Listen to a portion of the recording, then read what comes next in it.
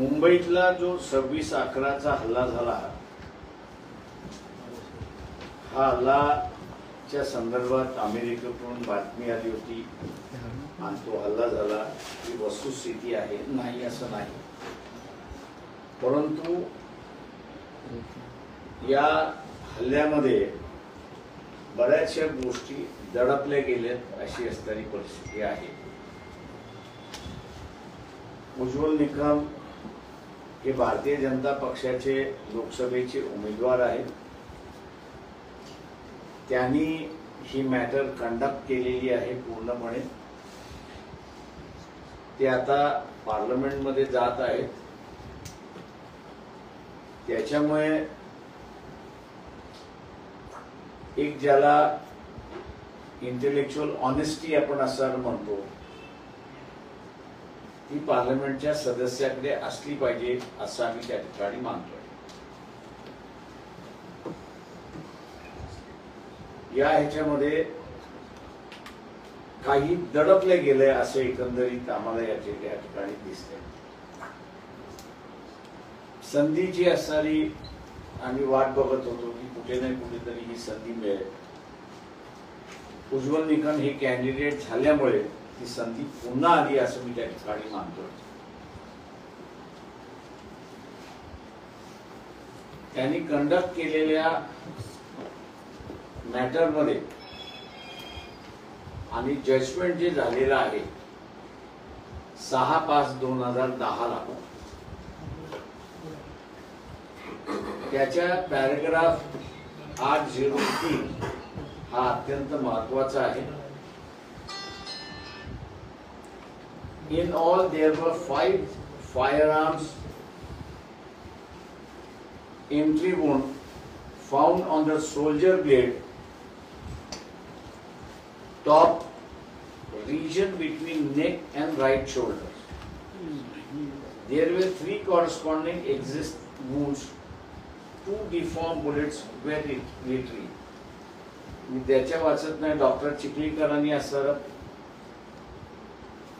Postmortem केलेला आणि त्या पोस्टमॉर्टमच्या रिपोर्टमध्ये आणि बॅसिलिटिक रिपोर्ट्समध्ये the bullet retrieved from the dead bodies was sent to basiletic expert. आणि हा सगळ्यात महत्वाचा आहे. The comparison did not lead to any conclusive opinion whether the bullet tallied with the test fired bullet from weapons held by accused number 1. Accused number 1 म्हणजे हा असणारा कसाब और deceased accused number 1 Abu Ismail. म्हणजे ज्या बुलेट्स हेमंत करकरेंच्या शरीरातून मिळाल्या त्या बुलेट्स आणि कसाब आणि अबू सलीम यांनी वापरलेल्या जे वेपन्स होते त्या वेपन्सची मॅच झाल्या नाहीत हा त्याच्यातला असणारा अहवाल 803 मध्ये आहे. 804 मध्ये पॅराग्राफ 804 पान नंबर 922/2022 त्याच्यामध्ये सुद्धा अत्यंत महत्वाचं आहे. 2 bullets were retrieved from the dead body of Mr. Vijay Sakalkar during the course of postmortem examination. They were sent to basiletic expert for examination. The comparison did not lead to any conclusive opinion. म्हणजे साखळकरांच्या शरीरामधल्या सुद्धा त्या 2 bullets मिळाल्या. त्या bullets Kasab आणि अबू सलीम यांनी वापरलेल्या weapons बरोबर match झालेल्या नाही. किंवा उज्ज्वल निकम यांना असणारे माझे 2 प्रश्न आहेत. इलेक्शनच्या अगोदर त्यांनी उत्तर द्यावे असं माझं त्यांना आव्हान आहे. पहिला की याच्यामध्ये ह्या कांड झालं हे बरोबर आहे, त्याच्याबद्दल कुठलाही दुमत नाही. हे पाकिस्तानने स्पॉन्सर्ड केलेला टेररिझम होता याच्याबद्दल दुमत नाही. परंतु ह्या कांडच्या आड गेम विद इन गेम आपण जसं इंग्रजी फ्रेज वापरतो तशा रीतीने ह्या कांडच्या अंतर्गत कोणीतरी कांड केलंय का याचा खुलासा निकम यांनी करावा, उज्ज्वल निकम यांनी करावा असं मी त्यांना आवाहन करतोय. आणि दुसरा, ते जेव्हा कंडक्ट करत होते आणि ह्या बुलेट्स ज्यावेळेस मॅच झाल्या नाही त्यावेळेस या बुलेट्स कुठल्या वेपन्स मधल्या होत्या किंवा कुठल्या बोर मधल्या होत्या, पोलीस वापरणाऱ्या बोर मधल्या होत्या की पोलीस न वापरणाऱ्या बोर मधल्या होत्या, यांच्या संदर्भातली त्यांनी ऍडिशनल इन्क्वायरी इन्व्हेस्टिगेशन ऑफिसरला का केली नाही आणि कोर्टाला ही बाब त्यांनी का नजरेस आणून दिली नाही. या दोन गोष्टींचा असणारा खुलासा उज्ज्वल निकम हे करतील अशी मी अपेक्षा त्यांच्याकडून धरतोय. हा महत्वाचा बाब आहे असं मी त्या ठिकाणी मानतोय. कारण का गेम विद इन गेम असेल तर मग या गेमच्या पाठीमागचा सूत्रधार कोण आहे?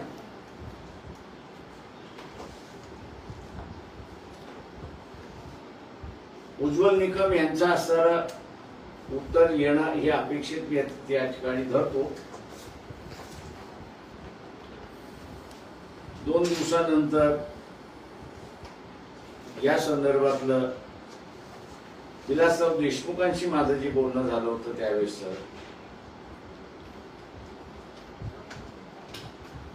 तेही महत्वाचे असं मी त्या ठिकाणी मानतो. आणि म्हणून उज्ज्वल निकम यांनी या संदर्भातली आपली भूमिका आणि आपली बाजू इलेक्शन मध्ये स्पष्ट करावी अशी मी त्यांना विनंती करतो.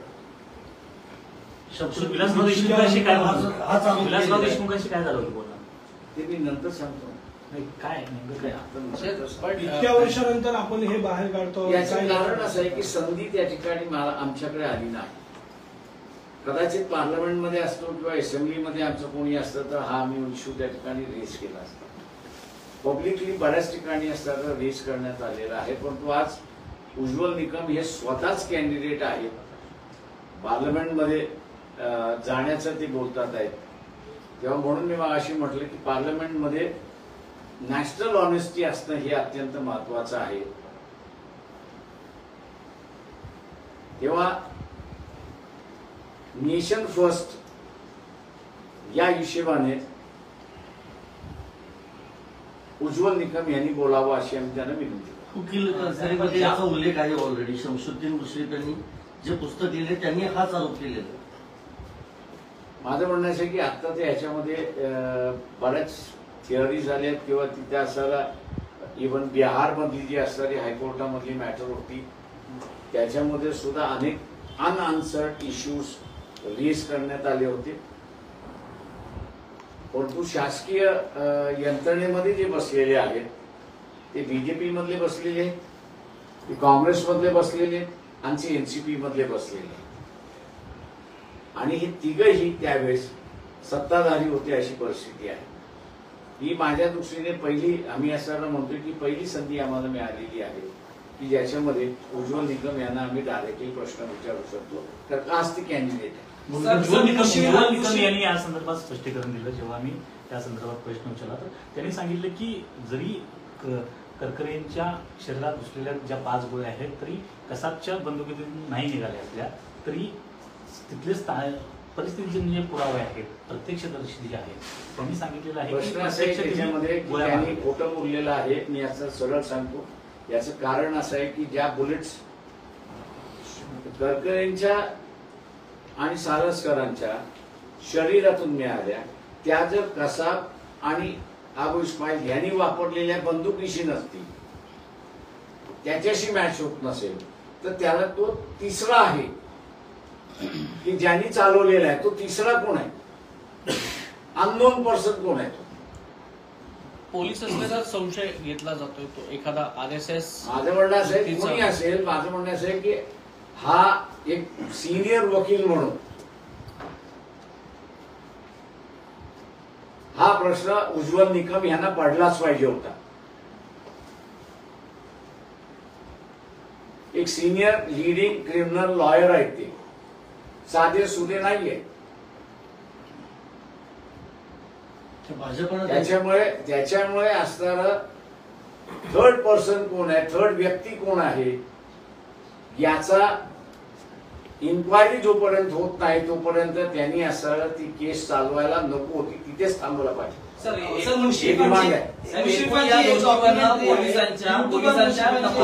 माझा मुशर्रफांशी काहीही संबंध नाही. माझा आता असणारा जो आहे उज्ज्वल निकम कॅन्डिडेट असल्यामुळे त्यांनी याची उत्तरं द्यावी की त्यांनी कोर्टासमोर किंवा इन्व्हेस्टिगेशन ऑफिसर जे आहे त्या इन्व्हेस्टिगेशन ऑफिसरला या बुलेट्स ज्या मिळाल्या त्या कोणी फायर केलेल्या आहेत, कशा फायर झालेल्या आहेत, वेपनरी कुठली आहे, याचा त्यांनी असणारा इन्क्वायरी करायला का लावली नाही, हा माझा सवाल आहे. या एकूणच आपण जो प्रश्न उपस्थित केलेला आहे एकूण पोलिसांच्या कार्यपद्धतीवरती मग प्रश्न उपस्थित होऊ शकतो, कसं पाहता एकूणच? माझं म्हणणं असं आहे त्याच्यामध्ये उज्ज्वल निकम यांनी उत्तर दिल्यानंतर मग याच्यातली उरलेली प्रश्न बाहेर पडतात असं त्यांनी. याच्यावर भाजपचं असं म्हणणं आहे, त्यावेळेला देशाचे पंतप्रधान, मुख्यमंत्री, राज्याचे गृहमंत्री हे आघाडी सरकारचे होते, असं काल भाजपनं ऑलरेडी त्याच्यावर उत्तर दिलं. प्रश्नाचे उत्तर त्याच्यातून असणारं कोणाचं सरकार आहे याच्यावरती अवलंबून नाहीये. अवलंबून हे आहे की त्या ज्या बुलेट्स सापडलेल्या आहेत त्या इन्व्हेस्टिगेशन मध्ये आलेलं आहे त्या कसाबच्या आणि अबुल इस्माईलच्या वापरलेल्या वेपनरी मधनं नाहीये.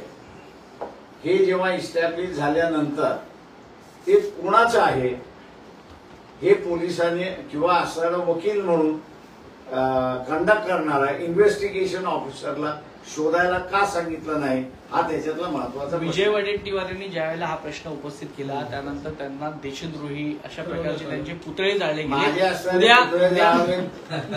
पण माझा प्रश्न सातत्याने हाच राहणार आहे. शहीदांचा अपमान आपल्यावरही माझं म्हणणं असेल सरळ की माझं त्यांना पुतळे जाळायचे असेल जाळावे, त्यांनी असणारा देशद्रोही असे त्यांनी घोषितही करावं. मला त्याच्यातला फार फरक पडत नाही. मला फक्त असताना माझ्या एका प्रश्नाचं उत्तर त्या ठिकाणी उज्ज्वल निकम यांनी द्यावं आणि तो म्हणजे ज्यावेळेस जे एक्युज्ड आहेत त्यांनी वापरलेल्या वेपनरी मधले बुलेट्स नाहीत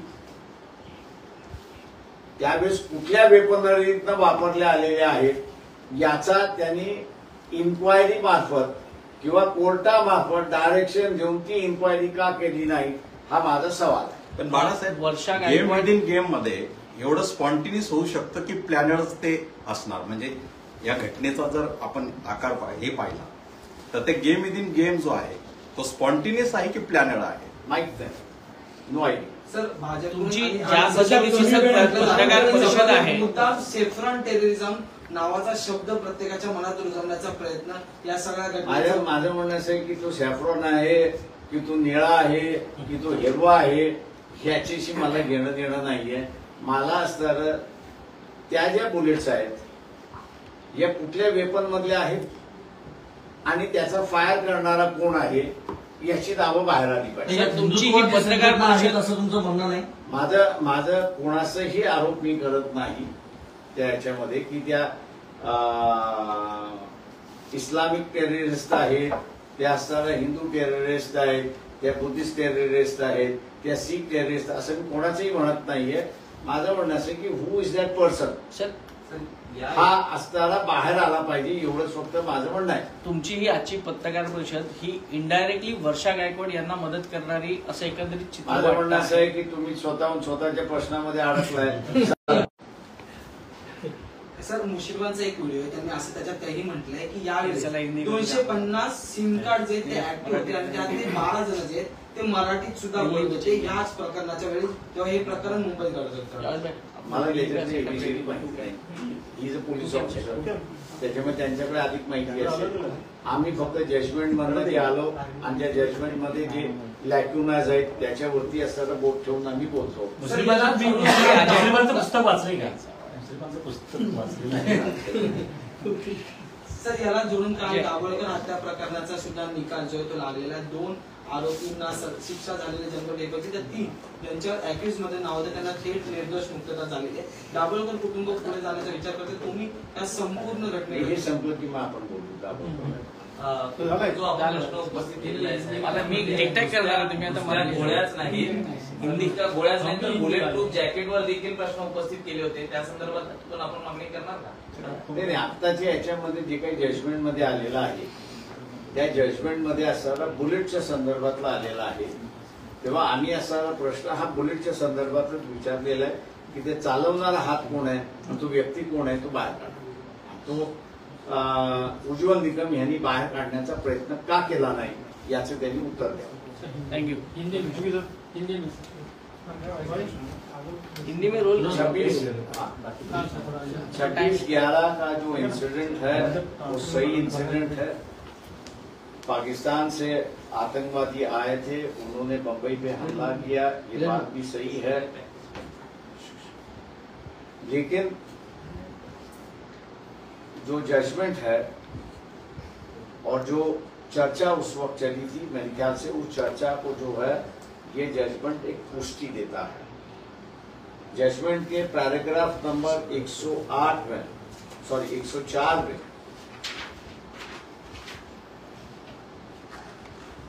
ये कहा गया है कि in all there were 5 firearm entry wounds found on the soldier blade top region between neck and right shoulder. There were 3 correspondent exist wounds. 2 deformed bullets were received. उसके नीचे जिन्होंने डॉक्टर चिकलीकर उन्होंने पोस्टमार्टम किया, उनका opinion वहां पर दिया हुआ है. The bullet retrieved from the dead bodies were sent to basaltic experts. The comparison did not lead to any conclusive opinion whether the bullet tailed with the test fired bullet from the weapon held by accused number 1, that is Kasab, or deceased accused number 1 Abu Ismail. 804 दूसरा जो paragraph है उसमें भी 2 bullets were retrieved from the dead body of Mr. Vijay Salaskar during the course of postmortem examination. They were sent to basaltic expert for examination. The comparison did not lead to any conclusive opinion. ये जो bullets Hemant Karkare के और साकरकर के शरीर से बरामद हुए, ये बरामद हुए bullets जो है और जो वेपनरी कसाब और अबू इस्माइल कैरी कर रहे थे उनके साथ में था, उससे ये मैच नहीं होता है, उनके वेपन से नहीं है, ऐसा बैसलेटिक एक्सपर्ट जो है उनका कहना है. तो इसका मतलब यही हुआ कि इनके बुलेट से उनको इंजरी नहीं हुई, बाहर किसी के बुलेट से उनको इंजरी हुई है, और एक नहीं 5-5 और 2-2 बुलेट्स उनके शरीर में दाग दिए गए हैं. इसलिए जानकारी ये हम लोग चाहते हैं कि ये तीसरा आदमी कौन है, ये गैर व्यक्ति कौन है. उज्ज्वल निकम बीजेपी के लोकसभा के कैंडिडेट है और लोकसभा के कैंडिडेट होने की वजह से अब उन पे जिम्मेदारी है कि वो इस बात का खुलासा करें. मौका हम लोग ढूंढ रहे थे कि इस इश्यू को उठाने के लिए कई बार लोगों ने कहा, किताबें भी लिखी, पब्लिकली चर्चा भी हुई, लेकिन उसका कोई जवाब देने के लिए तैयार नहीं था, क्योंकि उस वक्त की सरकार जो है कांग्रेस की सरकार थी, विरोधी दल जो है वो बीजेपी था, और एनसीपी जो है वो सरकार में थी उस वक्त। गैर अगर इनके होता तो शायद मेरे ख्याल से इसकी और जांच होती, ऐसा मैं मान के चलता हूं। मेन पुलिस के आईपीएस के अधिकारी इनकी हत्या सामने आते ही हम लोग समझते हैं कि उज्जवल निकम इन्होंने जो सावधानी बरतनी चाहिए थी वो उन्होंने बरती या ना बरती, उसका एक सवाल है। ये जानबूझ के उन्होंने बेदखल उस चीज को कर दिया है। आज हम लोग मानते हैं कि इस बात की जो है, अगर इस एविडेंस को सही माने और सुप्रीम कोर्ट ने भी इस एविडेंस को अभी सही माना है, तो इसका मतलब यही है कि गेम विद इन गेम, जो हम लोग अंग्रेजी में कहते हैं खेल के अंदर खेल, ये मेरे ख्याल से थियरी यहाँ पर लागू होती है कि इनकी हत्या और किसी ने की है क्या, ये सवाल उठता है।